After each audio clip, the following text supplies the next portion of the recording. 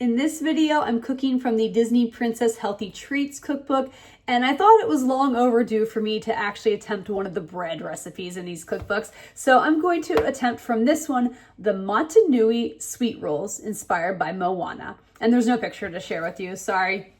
And these are sweet rolls. And, you know, I think it's been a long time since I've had a sweet roll, so these are kind of fun to put together. And how these are healthy, I should say, is it does use all-purpose flour, but it also uses some spelt flour. There is some refined sugar in it. It's not a lot, but you use a lot of canned coconut milk to help sweeten the rolls, as well as some coconut oil, and then some like artificial type sweetener like swerve, allulose, or monk fruit it says to use as well to make this. All right, here's me putting them together. So this is step one. I have some lukewarm water, a package of active dry yeast, and a little bit of sugar that I've mixed together in this bowl. And I need to let it sit for about 5 minutes or until the mixture is frothy. So I'm going to be using my KitchenAid mixer to knead the dough. So right here, I've got just regular flour in there, and it calls for just 2.5 cups of all-purpose flour. So now I'm adding spelt flour. I think there's another video where I mentioned spelt flour. I had a hard time finding it, and I did see it in a store one day, and a dry goods store. So I ended up picking up some so I have it as needed. All right. Now I'm putting salt into the mixture. So this is coconut milk that I'm adding. I tried to stir it all up, but there's still some clumps of coconut stuff in there. I don't know if they're supposed to be like that or not. Now some sugar. Now what I'm putting in this dish, which you can't really see it because it's pretty clear, is melted coconut oil. I have my frothy yeast mixture, which I'm going to add. Now it says stir to combine everything. So I just applied, my dough hook is applied. I'm putting the shield on, and I'm supposed to let this knead for about 5 minutes. Show you this real quick. Here it's been on the mixer, on the paddle for about 5 minutes. So I'm just giving it a few little kneads with my hand. I'm gonna cover this, and then I need to let it prove or rest to rise for about an hour. Okay, so I thought I was recording and I wasn't. So I have my dough here, and I'm trying to break it into 12 different pieces and roll them into balls. This dough did not seem like it rose much. I'm a little nervous that I over mixed it in the mixer, so it's not really rising, but we'll see. I don't have any coconut milk, like additional coconut milk, other than what I need left for the recipe. So I really can't start over, so I'm gonna see what happens with this. I think the worst that'll happen is these might be a little tough or stodgy, but we'll find out. I haven't done much with bread in a long time. So I think, I think the last time I did it was I did the cinnamon things, the pumpkin cinnamon roll things, and there's been a lot of bread recipes in this cookbook. So here they are again. They're probably not as equal as I would like. I'm a little nervous about how these are going to turn out. Anyways, it says to let them proof for about another hour or so to rise a little bit more. I'm going to cover them, and I actually have a proof setting on my oven. So I think I'm going to put them in there and see if that kind of helps them expand a little bit. So the rolls rose some, probably not as much as I would like. But over here I have a mixture, which is basically the rest of the coconut milk, some sugar, and the sweetener, which I used allulose that we add to it. And I'm going to pour this on top and then let it bake for a little bit.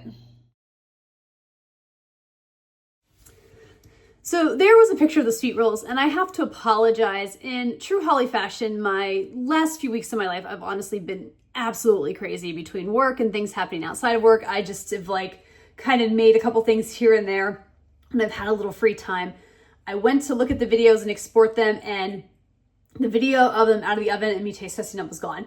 So I apologize. There was a picture of a roll done on a plate that I did manage to find and have so I could share with you. But basically when they got out of the oven, I poured a little bit more of that sauce over top because you only put like 2/3 of it. You put the rest, let it sit, and then you eat it. And they were delicious. I really liked these rolls. I thought they were really nice and flavorful. They weren't overly sweet. I was worried because they didn't rise very well that I had made them too dense or something. They would be a little too tough or something, but they weren't.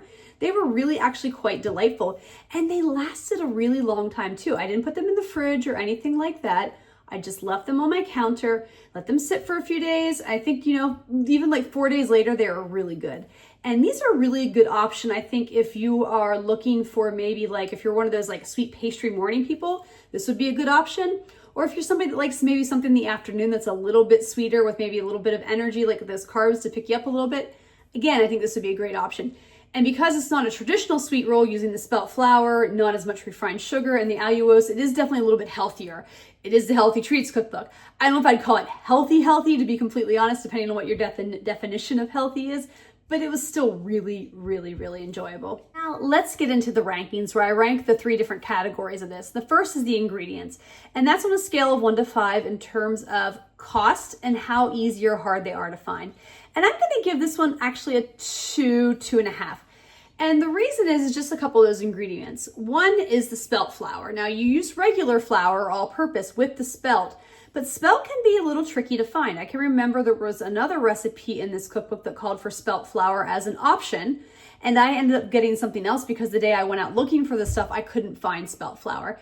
Luckily, I was at another store the one day, I just randomly saw it. It's not a store I go to often, and I was like, ooh, I'm gonna grab this because I knew it was in other cookbook challenges. So that's why I'm ranking that high. Also, that sweetener and stuff like allulose, monk fruit, and things like that, that can get a little bit pricey to find too, or difficult depending on where you live. But everything else, regular flour, yeast, coconut milk, that stuff's usually pretty easy to find in your local supermarket. Next, I rank the difficulty level, and this is a combination of how hard is it to make as well as the time factor, because time is valuable. And I'm gonna give this one a 3.5, so I'm going a little bit higher. It will probably be really rare for me to rank a bread lower than a 3, just because of me. I know me, bread's a little bit of a struggle. For some people, they are masters at bread, they are great at it. Others, it can be difficult. It really is a science, and it's one that, I'm learning. That's why I've been a little hesitant to do some of these bread recipes. But overall, I enjoyed this, and it was difficult, but it still tasted nice. Like I said, I was really worried. I battered it in the KitchenAid mixer or something, but it turned out really good. So I'm happy about that. And then would I make this again on a scale of 1 to 5, with 1 being never and 5 being absolutely? If it's ever a 4 or 5, it means I'm gonna make it again. And I sometimes struggle between 4s and 5s, and I say this repeatedly in my videos as to what do I rank it? Because, I think the difference is how often I'm gonna make it. And so I think I'm actually gonna give this one a 5. I just really enjoyed it. I think it's something that I'm going to maybe not make a ton, but I'm definitely gonna work it into my rotations and make it every so often because I really did enjoy it. And it feels like, to me also, again, going back to that bread thing, there's some give in this one. So if you don't feel like you got it quite right, like I didn't, it still turned out really great and phenomenal, and it was a really good treat.